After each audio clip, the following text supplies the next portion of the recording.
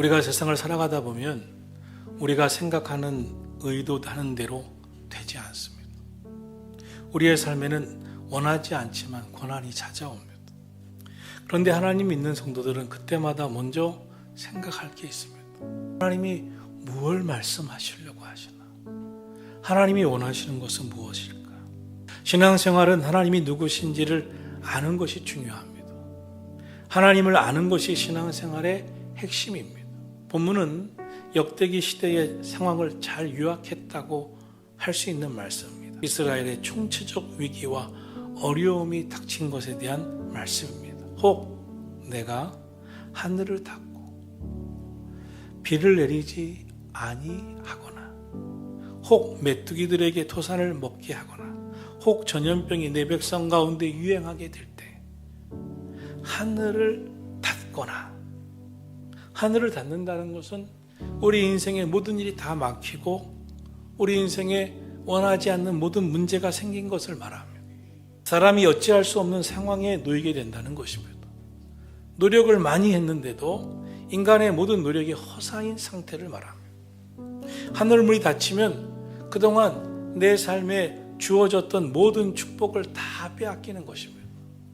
그래서 우리의 인생의 흥망성쇠는 하늘문이 열리고 닫히는 것과 관계가 있습니다.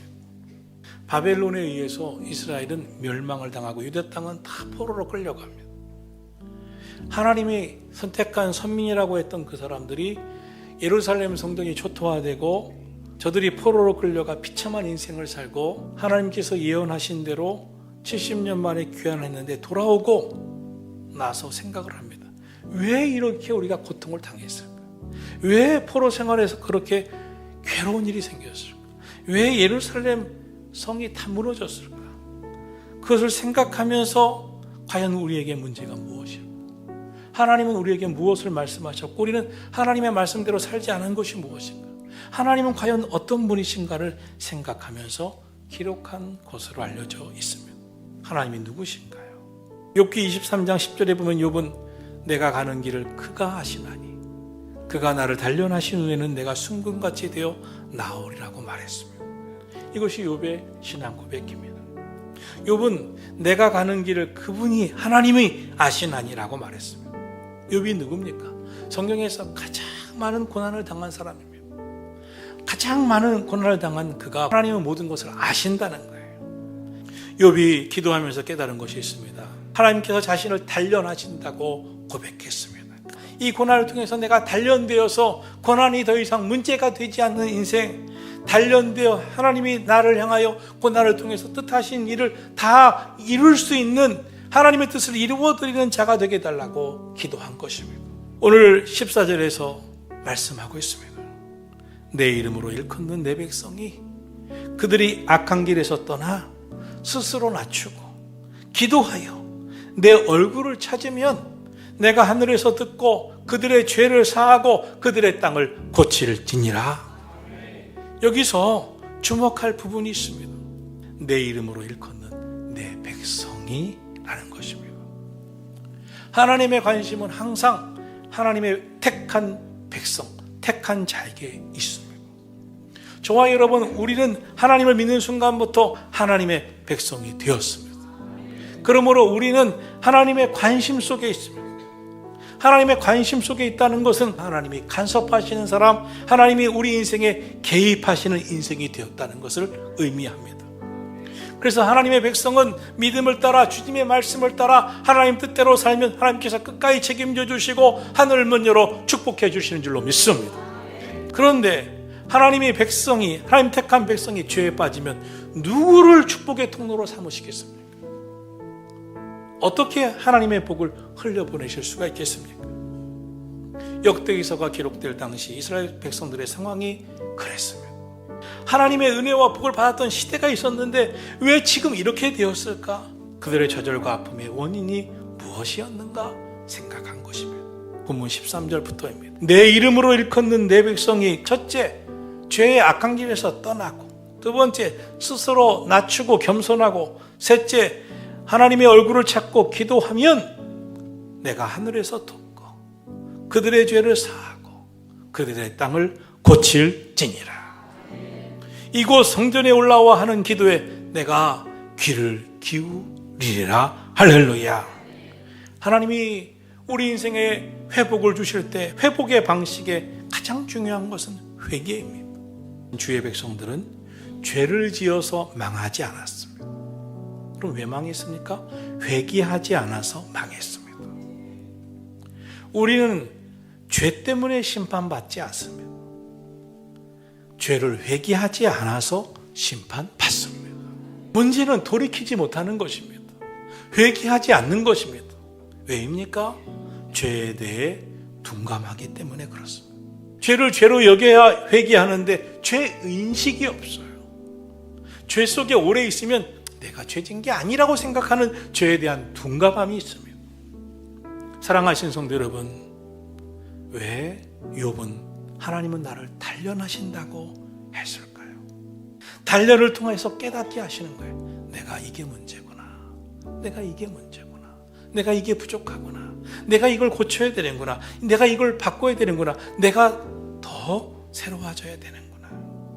사탄은 욥에게 고난과 시험을 주면서 욥을 무너뜨리고 하나님을 떠나고 믿음 생활 저버리도록 이끌려고 했습니다.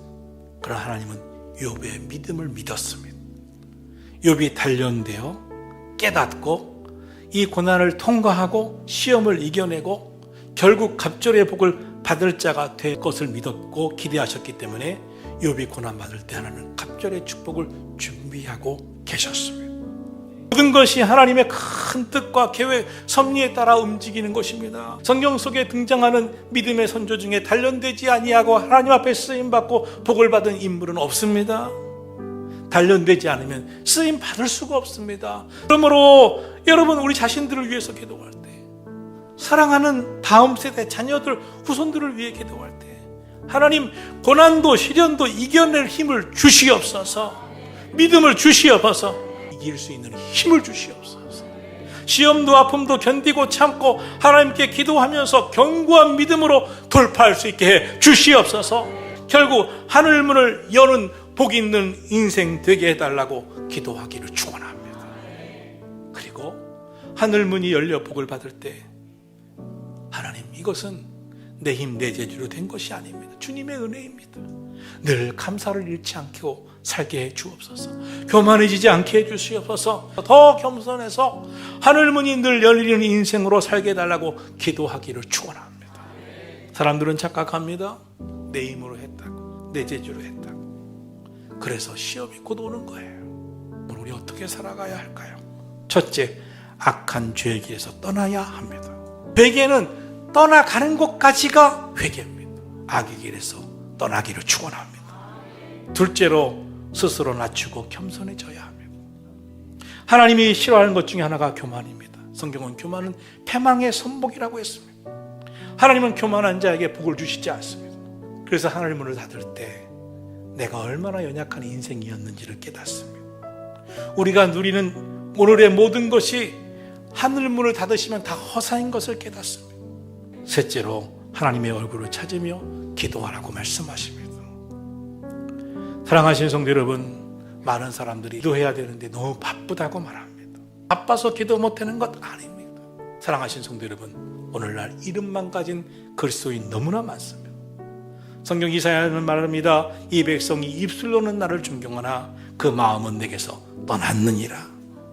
죄 중에 죄는 하나님에 대해서 관심이 멀어지는 거예요. 하나님 기다리십니다. 하나님 회복하기를 원하십니다.